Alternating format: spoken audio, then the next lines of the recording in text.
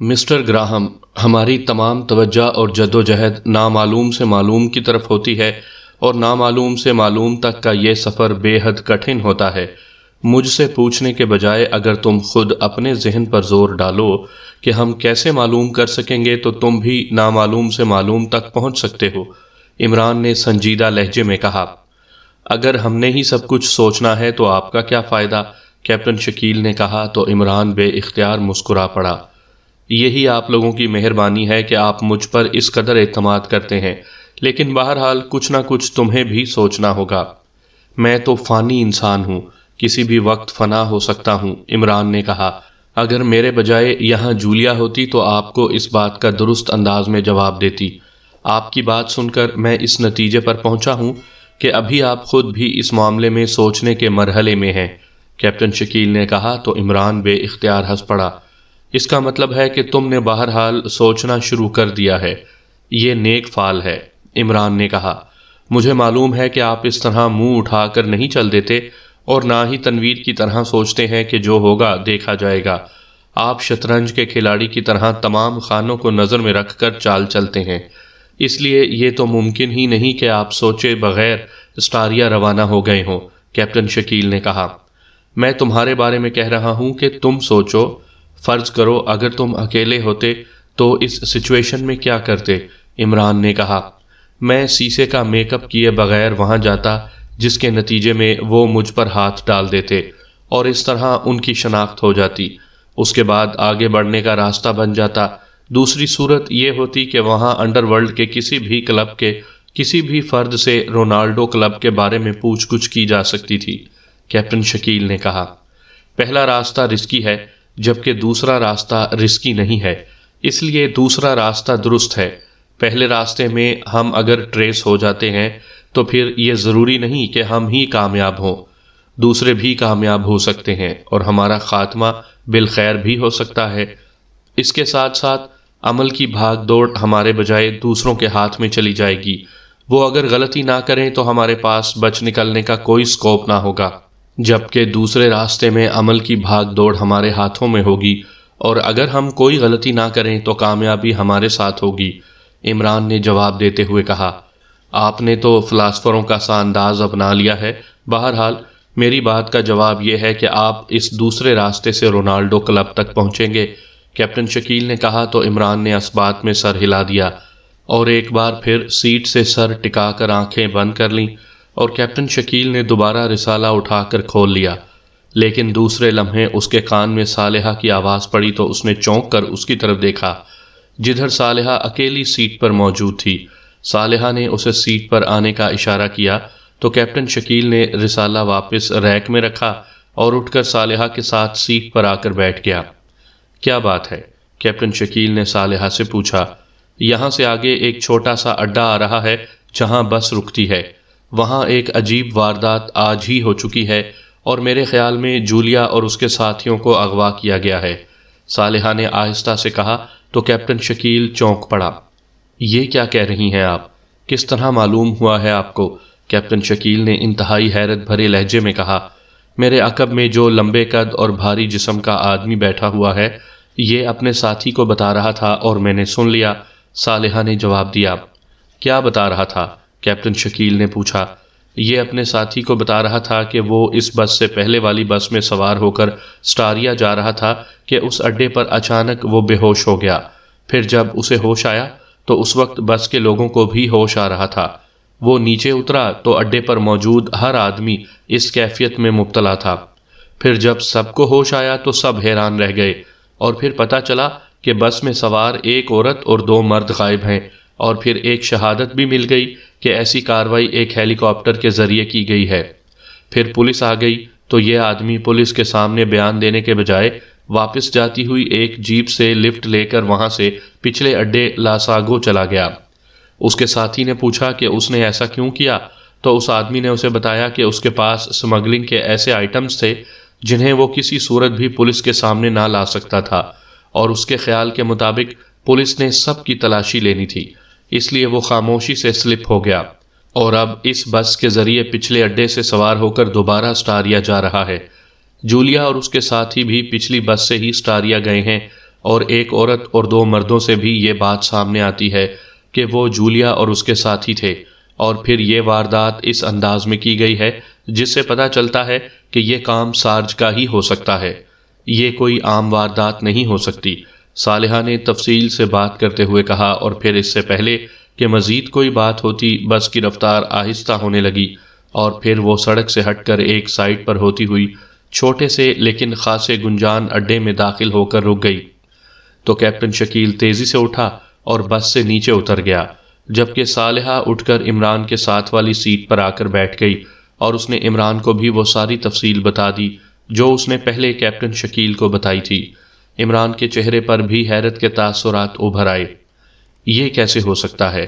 Julia اور اس کے ساتھیوں کو تو سارج والے چیک ہی نہیں کر سکتے، عمران نے کہا۔ تو صالحہ چونک پڑی۔ کیوں؟ جبکہ آپ نے خود ہی بتایا ہے کہ ہماری ریز تصویریں انہوں نے سیٹلائٹ میں فیڈ کر رکھی ہیں، صالحہ نے کہا۔ تو عمران نے اسے میک اپ میں سیسے کی مقدار شامل کرنے کے بارے میں بتا دیا۔ آپ کا مطلب ہے کہ واردات جولیا اور اس کے ساتھیوں کے ساتھ نہیں ہو سکتی؟ وہ عورت اور 2 مرد کوئی اور تھے؟ صالحہ نے کہا۔ نہیں، تمہارا اندازہ درست ہے، کارروائی جولیا اور اس کے ساتھیوں کے خلاف ہی ہوئی ہے، کیونکہ ایسی کارروائی عام لوگوں کے ساتھ نہیں ہو سکتی۔ لیکن میں 2 باتیں سوچ رہا ہوں۔ ایک تو یہ کہ انہوں نے اتنا بڑا ڈرامہ کر کے ان کو اغوا کرنے کے بجائے سیدھے سادھے انداز میں کارروائی کیوں نہیں کی، اور دوسری بات یہ کہ وہ انہیں ہلاک کرنے کے بجائے اغوا کر کے کیوں لے گئے؟ عمران نے کہا۔ اسی لمحے کیپٹن شکیل واپس آ گیا، اور پھر اس نے بتایا کہ واقعی ایسی کارروائی ہوئی ہے، اور اغوا ہونے والے جولیا اور اس کے ساتھی تھے۔ پھر پولیس کوئی کارروائی کیے بغیر واپس چلی گئی۔ لیکن عمران صاحب، جولیا اور اس کے ساتھیوں کے میک اپ میں تو سیسے کی مقدار شامل تھی، پھر وہ کیسے چیک ہو گئے؟ کیپٹن شکیل نے کہا۔ وہ آگے والی خالی سیٹ پر بیٹھ گیا تھا اور مڑ کر سیٹ پر موجود صالحہ اور عمران سے بات کر رہا تھا۔ میرا خیال ہے کہ جولیا اور اس کے ساتھیوں نے آپس میں کوئی ایسی بات پاگوں میں کی ہے، شاید ان میں سے کسی نے پاکیشیائی زبان استعمال کی ہوگی، یا کوئی اور ایسی بات کی ہو کہ سارج کو ان کے بارے میں پیشگی اطلاع مل گئی، اور انہوں نے اسٹاریا میں داخل ہونے سے پہلے ہی واردات کر دی، کیونکہ اسٹاریا میں خاصا بڑا ٹرمینل بس ہے، وہاں اس انداز کی کارروائی تقریباً ناممکن ہے، اور انہیں اس لیے اغوا کیا گیا ہے تاکہ ان سے ہمارے بارے میں پوچھ گچھ کی جا سکے، کیونکہ پاگوں میں ہمارے میک اپ کرنے سے پہلے مخبروں نے انہیں ہماری تعداد کے بارے میں تفصیل بتا دی ہوگی کہ 2 عورتیں اور 4 مرد۔ اگر سیٹلائٹ چیکنگ ہوتی تو وہ اسٹاریا میں داخل ہونے کے بعد ہوتی، اسٹاریا سے پہلے ممکن نہیں تھی، کیونکہ ایسی چیکنگ ریس کی رینج بہت محدود ہوتی ہے، عمران نے تفصیل سے جواب دیا۔ تو صالحہ اور کیپٹن شکیل دونوں نے اس بات میں سر ہلا دیا۔ اب ہمیں پہلے انہیں چھڑانا ہوگا، صالحہ نے کہا۔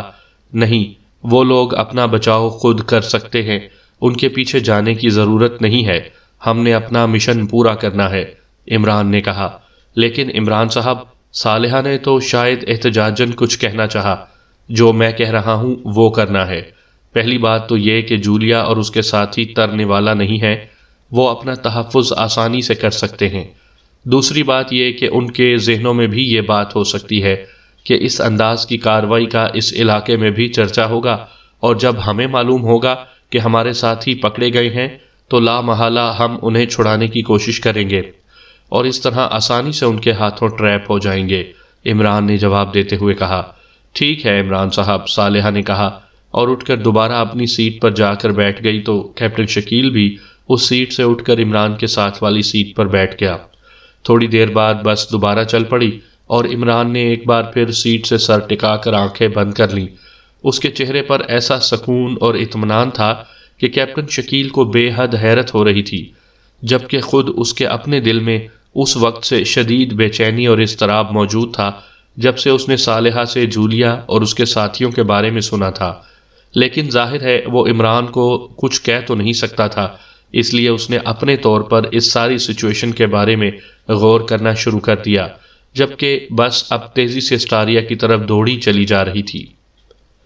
سامعین کرام، آپ سن رہے ہیں عمران سیریز کے سلسلے میں ایک اردو ناول سارج ایجنسی، اور یہ اس سلسلے کی قسط نمبر 20 ہے۔ مجھے امید ہے آپ کو میری یہ کاوش پسند آ رہی ہوگی۔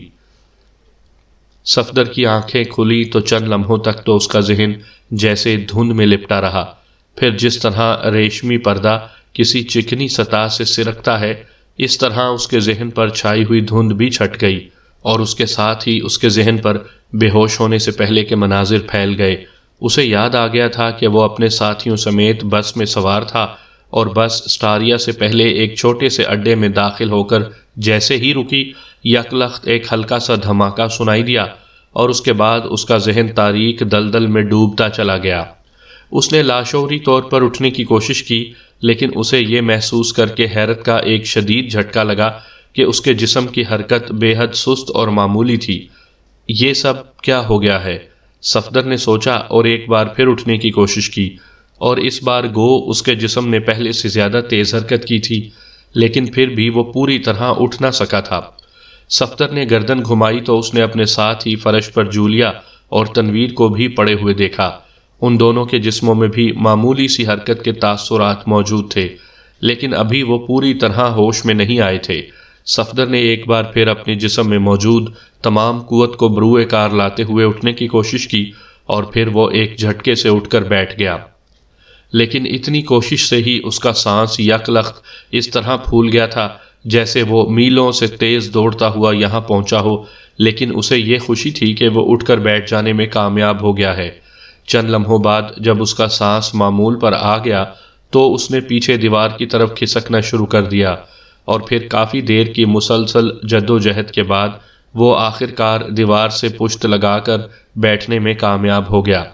اب اس نے غور سے اس کمرے کا جائزہ لیا۔ یہ کمرہ تمام تر گہرے سبز رنگ کے موٹے شیشے کا بنا ہوا تھا۔ اس میں بظاہر کوئی دروازہ یا کھڑکی موجود نہ تھی۔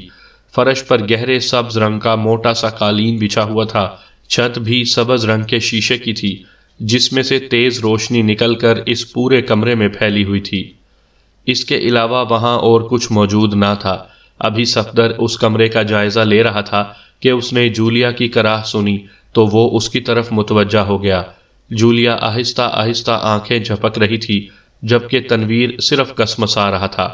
مس جولیا، مس جولیا، میں صفدر ہوں، صفدر نے اونچی آواز میں کہا تو جولیا کے جسم نے جھٹکا کھا کر اٹھنے کی کوشش کی، لیکن وہ پوری طرح نہ اٹھ سکی، جبکہ اسی وقت تنویر کے منہ سے بھی کراہ نکلی، اور پھر صفدر ان دونوں کو پوری طرح ہوش میں آنے اور اٹھنے کی کوشش کرتے دیکھتا رہا، اور ساتھ ساتھ ان کی ہمت بھی بڑھاتا رہا، اور پھر کافی دیر بعد صفدر کی طرح وہ دونوں بھی نہ صرف اٹھ کر بیٹھ جانے میں کامیاب ہو گئے، بلکہ دونوں پیچھے کھسک کر دیوار سے پشت لگا کر بیٹھ گئے۔ یہ کون سی جگہ ہے؟ یہاں تو کافی سردی ہے، جولیا نے کہا۔ ہاں، مجھے بھی خنکی کا احساس ہو رہا ہے۔ بہرحال ہم کسی کی قید میں ہیں، اور ہمارے جسموں کو بے حس کر دیا گیا تھا، اور شاید اسی لیے انہوں نے ہمیں باندھنے کی بھی ضرورت نہیں سمجھی، صفدر نے جواب دیا۔ یہاں کوئی دروازہ بھی نہیں ہے، جولیا نے کہا۔ دروازہ بظاہر تو نہیں ہے، لیکن ہماری اندر موجودگی بتا رہی ہے کہ آمد و رفت کے لیے کوئی نہ کوئی دروازہ ہوگا، صفدر نے کہا، اور اس کے ساتھ ہی اس نے اٹھ کر کھڑے ہونے کی کوشش شروع کر دی۔ کافی کوشش کے بعد وہ اٹھ کر کھڑا ہونے میں کامیاب ہو گیا۔ اس کے لیے اسے اپنی پشت پر موجود گہرے سبز رنگ کے شیشے کی دیوار کا سہارا لینا پڑا تھا، جبکہ جولیا اور تنویر ابھی اٹھ کر کھڑے ہونے کی کوششوں میں مصروف تھے۔ صفدر نے اپنے جسم کو پوری طرح حرکت میں لانے کے لیے ہلکی ورزش شروع کر دی، اور پھر جب جولیا اور تنویر دونوں اٹھ کر کھڑے ہونے میں کامیاب ہو گئے تو صفدر اب پوری طرح حرکت میں آ چکا تھا۔ صفدر نے اپنے لباس کی تلاشی لینا شروع کر دی، لیکن اس کے لباس کی تمام جیبیں ہر قسم کے سامان سے خالی تھیں، حتیٰ کہ کلائی پر موجود ٹرانسمیٹر گھڑی بھی غائب تھی۔ صفدر نے آگے بڑھ کر شیشے کی دیواروں کو چیک کرنا شروع کر دیا۔ اس کا خیال تھا کہ شاید کوئی درز نظر آ جائے جس کے ذریعے وہ دروازے کو کھول سکے، لیکن ایسے لگتا تھا جیسے تمام دیواریں ایک ہی شیشے کی بنی ہوئی ہوں۔ اس نے فرش پر پیر مار کر یہ معلوم کرنے کی کوشش کی کہ شاید فرش کسی جگہ سے کھوکھلا ہو، لیکن ایسی کوئی جگہ اسے محسوس نہ ہوئی۔ پورے کمرے کا فرش ہر لحاظ سے ٹھوس تھا، جبکہ اس دوران تنویر اور جولیا بھی ورزشیں کر کے اب پوری طرح حرکت میں آ چکے تھے۔ اب اس کے سوا اور کوئی چارہ نہیں ہے کہ شیشے کو توڑا جائے، صفدر نے پیچھے ہٹتے ہوئے کہا، اور پھر اس سے پہلے کہ کوئی اس کی بات کا جواب دیتا اس نے خود ہی آگے بڑھ کر پوری قوت سے شیشے پر مکہ مار دیا۔ شیشے پر تو معمولی سا بھی اثر نہیں ہوا، البتہ صفدر کو اپنا ہاتھ کئی بار جھٹکنا پڑا۔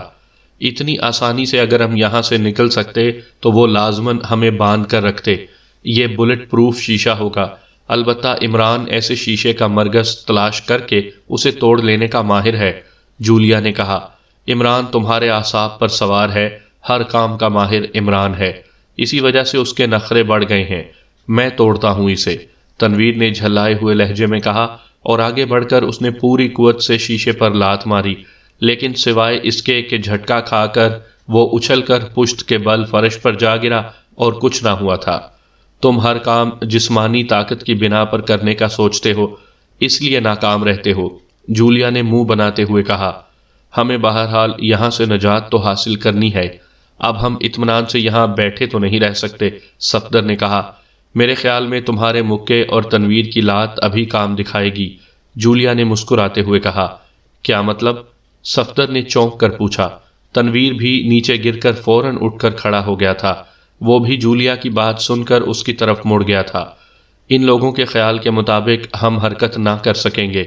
یہاں مخصوص انداز کی خنکی بتا رہی تھی کہ یہاں کوئی ایسی گیس پھیلائی گئی ہے جو اعصاب کو شل کر دیتی ہے، اسی وجہ سے وہ لوگ اپنی جگہ پر مطمئن ہوں گے، لیکن ہم نے اپنی ہمت اور قوت ارادی سے نہ صرف اپنے آپ کو چست کر لیا ہے بلکہ مخصوص ورزشوں سے اپنے اعصاب کو بھی دوبارہ طاقتور کر دیا ہے۔ اس لیے وہ اس بات کی توقع ہی نہ کر رہے ہوں گے کہ اس طرح شیشے پر مکہ اور لاتیں ماری جا سکتی ہیں، اور یقیناً یہ آوازیں ان تک پہنچ جائیں گی اور وہ سمجھ جائیں گے کہ ہم ان کی توقع کے خلاف دوبارہ حرکت میں آ چکے ہیں۔ اس کے بعد وہ ہمارے ساتھ کیا سلوک کریں گے، یہ بات آسانی سے سمجھ میں آ سکتی ہے، جولیا نے تفصیل سے اپنی بات کی وضاحت کرتے ہوئے کہا۔ لیکن ہمیں یہاں اس انداز میں کیوں رکھا گیا ہے؟ اگر وہ لوگ ہماری شناخت کر چکے ہیں تو وہ ہمیں وہیں بس میں ہی گولیوں سے اڑا سکتے تھے، پوری بس کو میزائل فائر کر کے تباہ کر سکتے تھے۔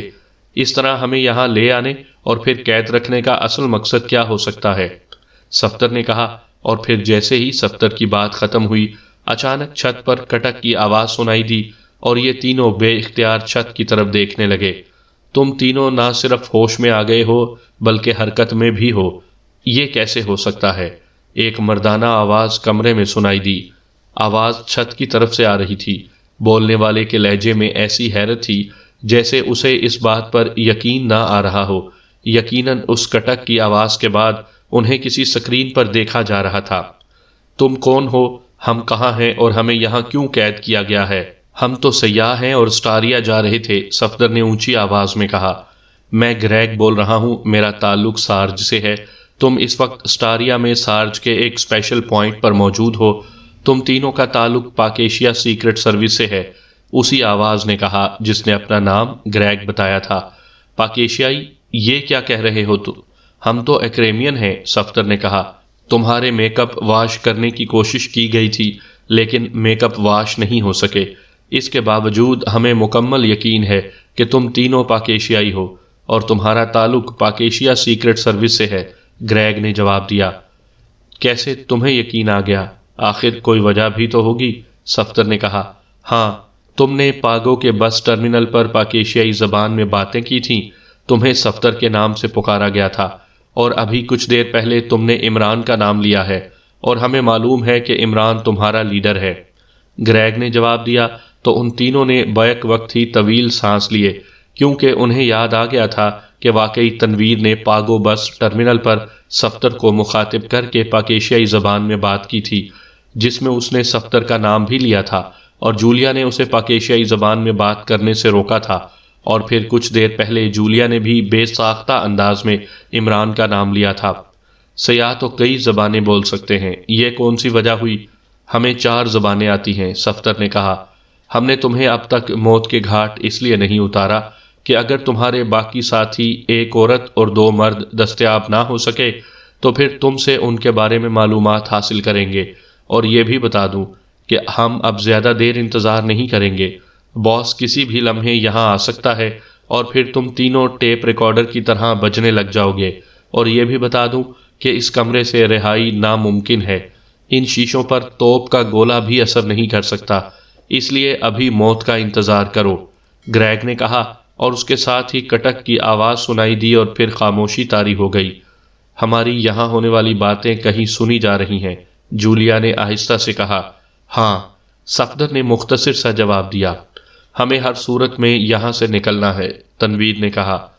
ہاں، لیکن کیسے؟ جولیا نے ایک طویل سانس لیتے ہوئے کہا، اور تنویر ہونٹ بھینچ کر خاموش ہو گیا۔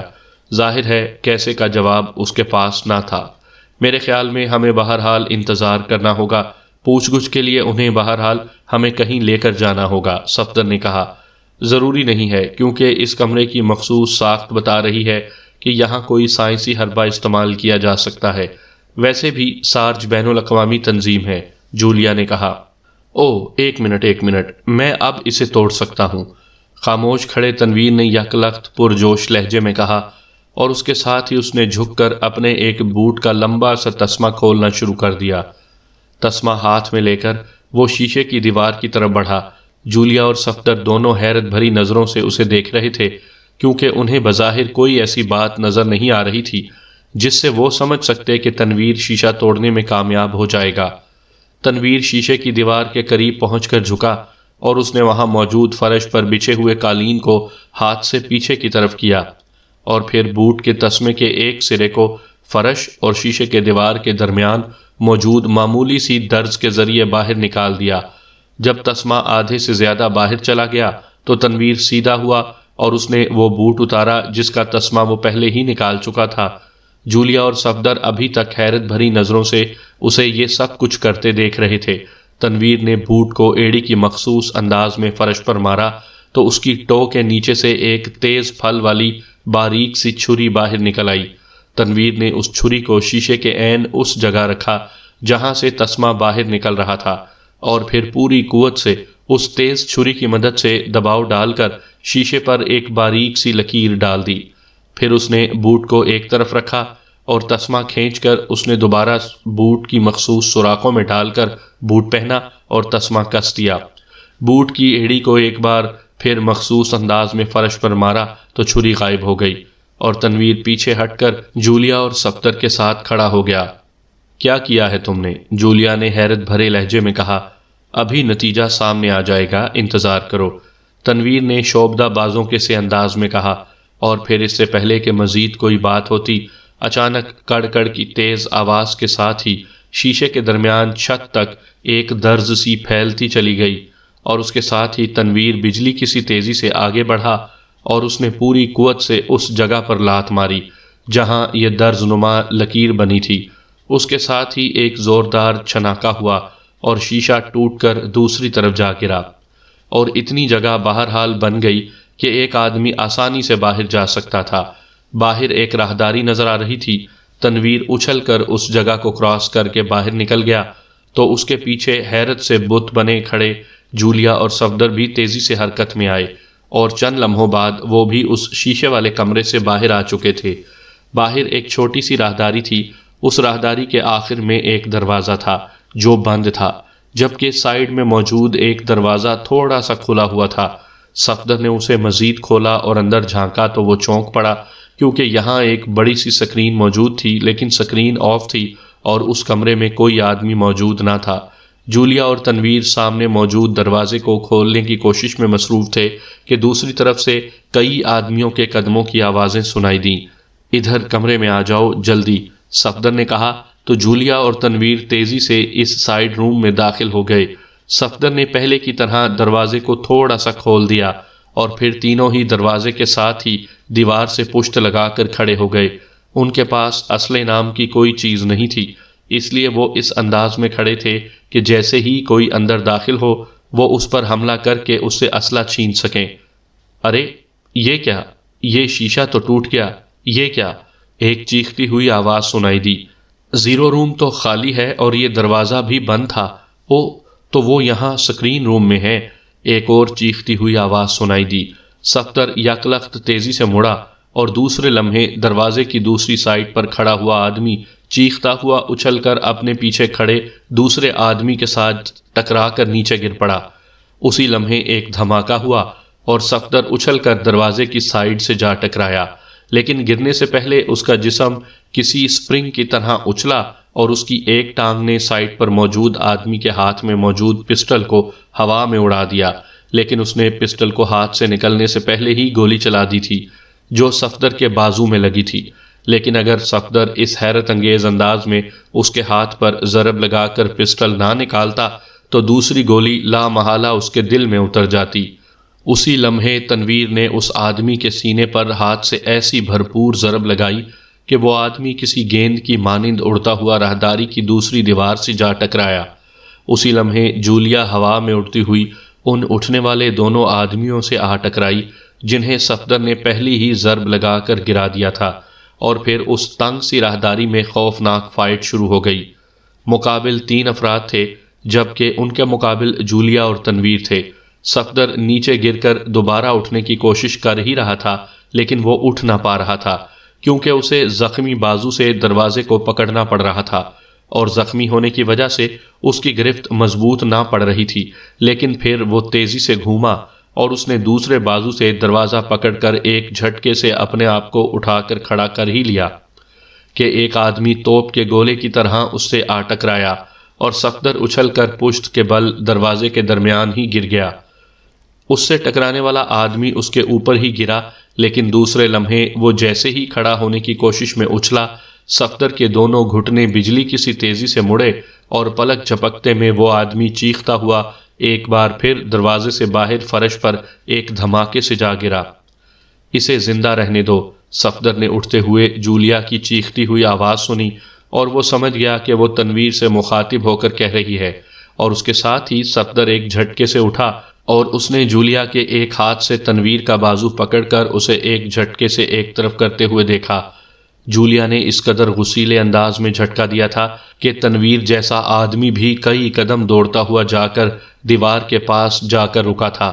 میں کہہ رہی ہوں کہ اسے زندہ رہنے دو، تم پھر بھی اس کا خاتمہ کر رہے ہو، جولیا نے پھاڑ کھانے والے لہجے میں کہا۔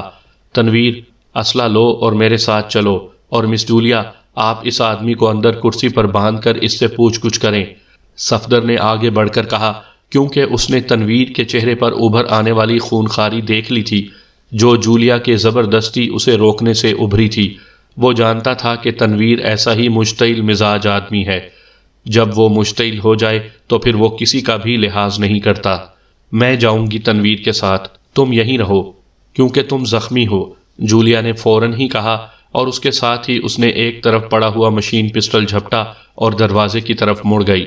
تنویر نے بھی سر کو جھٹکا، اس کے چہرے پر غصے کے تاثرات ختم ہو گئے تھے، اور پھر وہ بھی جولیا کے پیچھے دروازے سے باہر نکل گیا تو صفدر وہاں موجود افراد کی طرف بڑھا۔ 2 آدمیوں کی گردنیں ٹوٹی ہوئی تھیں، جبکہ ایک جسے صفدر نے اچھالا تھا وہ فرش پر بے ہوش پڑا ہوا تھا، البتہ اس کے منہ اور ناک سے خون نکل رہا تھا، اور صفدر سمجھ گیا کہ تنویر نے اس کے دل پر پیر رکھ کر جھٹکا دیا ہوگا، اور وہ دوسرا جھٹکا دینا چاہتا ہوگا کہ جولیا نے اسے دیکھ لیا تھا، ورنہ اب تک یہ آدمی بھی ختم ہو چکا ہوتا۔ ویسے اس کی حالت بتا رہی تھی کہ وہ اس قابل نہیں رہا کہ کچھ بتانا تو ایک طرف ہوش میں بھی آ سکے، چنانچہ اس نے جھک کر اس آدمی کی تلاشی لی، لیکن اس کی جیبیں خالی تھیں۔ صفدر نے ادھر ادھر نظریں دوڑائیں تو اسے ایک کونے میں تیسرا مشین پسٹل نظر آیا۔ وہ اس کی طرف بڑھا ہی تھا کہ اسے اس آدمی کے کراہنے کی آواز سنائی دی جس کے بارے میں اس کا خیال تھا کہ وہ ہوش میں بھی نہ آ سکے گا۔ صفدر تیزی سے پلٹا اور اس آدمی پر جھک گیا۔ تمہارا مین آفس کہاں ہے؟ کہاں ہے؟ بولو، صفدر نے اپنے ہاتھوں سے اسے جھنجھوڑتے ہوئے کہا۔ ایملی ہاؤس، کرسٹی روڈ، اس آدمی کے منہ سے آہستہ سے نکلا، اور پھر اس نے ایک جھٹکا کھایا اور ساکت ہو گیا۔ صفدر نے ایک طویل سانس لیا اور اٹھ کر دوبارہ اس مشین پسٹل کی طرف بڑھ گیا۔